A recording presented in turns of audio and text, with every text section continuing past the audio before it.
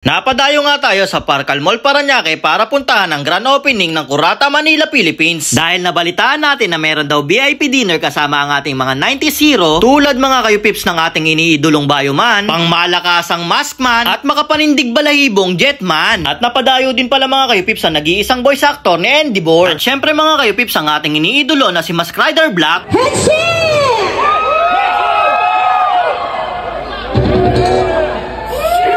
At pag-akyat nga natin sa second floor mga kayo-pips ay kitang-kita nyo naman na talagang napakahaba ng pila. At mga kayo-pips, eto nga pala ang pwede nyong food tripin sa Kurata Manila, Philippines. Post nyo na lang na makapili din kayo. Yon mga kayo-pips, nandito nga ulit tayo ngayon sa may Parcal Mall Parañaque at dinayo nga natin tong Kurata Manila, Philippines o mas kilala bilang Steakhouse Kurata. Mga kayo-pips, dinayo nga natin dito yung kanilang grand opening dahil meron dito nga fan signing at syempre yung meet and greet nila. Bali mga kayo-pips, sa mga nandito yung Jetman, Maskman, Bayoman at yung kilala natin na si Kamen Rider o Mask Rider Black. So mga kayo-pips, ano pang hihintay nyo? Samahan nyo akong pumasok sa loob at tignan natin kung anong ginagawa nila doon.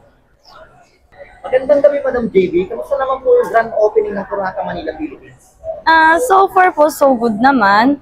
10 AM pa lang po is full house na agad kami. Like, iba, alas 8 pa lang, alas 9 pa lang nakapila na po sila dito.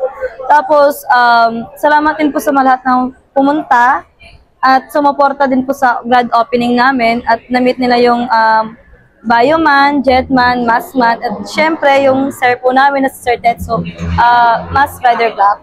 At ang masasabi lang po namin is sana tuloy-tuloy po yung pagsuporta nila po dito sa Steakhouse Kurata. Hindi po sila magsasawang kumain, pumasyal.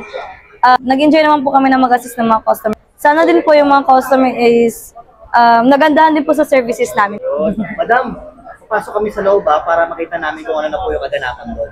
At pagpasok nga natin sa loob mga kayo-pips ay umpisa na ang kanilang meet and greet. Dito nga mga kayo-pips ay food trip na ang mga guests habang nakikipag-usap sa kanilang mga childhood heroes. At syempre mga kayo-pips hindi mawawala ang kulitan dyan. Pagkatapos nga ng food tripan mga kayo-pips ay nag-umpisa na ang mga fans na magpasign ng iba't ibang klase nilang mga memorabilia. Dahil eto nga mga kayo-pips yung memorabilia na talagang iingatan mo habang buhay. Dahil minsan lang mangyari ang ganitong oportunidad sa ating buhay na makasama natin ang ating mga childhood heroes sa bibihirang okasyon na kagaya neto. At sa ganitong pagkakataon mga kayo-pips, syempre hindi mo sasayangin yung pagkakataon na makapagpa-picture sa iyong iniidolo. Dito mga kayo-pips ay tuwan-tuwa tayo sa pagbibideo sa kanilang mga fans dahil kitang-kita mo nga talaga kayo-pips sa kanilang mga mata kung gaano sila kasaya na nakasama nila ang kanilang mga childhood heroes. At kahit busy nga si Mask Rider Black mga kayo-pips ay nakikipagkulitan pa rin siya sa mga crew. O paano mga kayo-pips, sama-sama natin suportahan ng Kurata Manila, Philippines. Huwag niyong kalimutan mag-follow, like and share. Paano? See you next vlog. Bye-bye!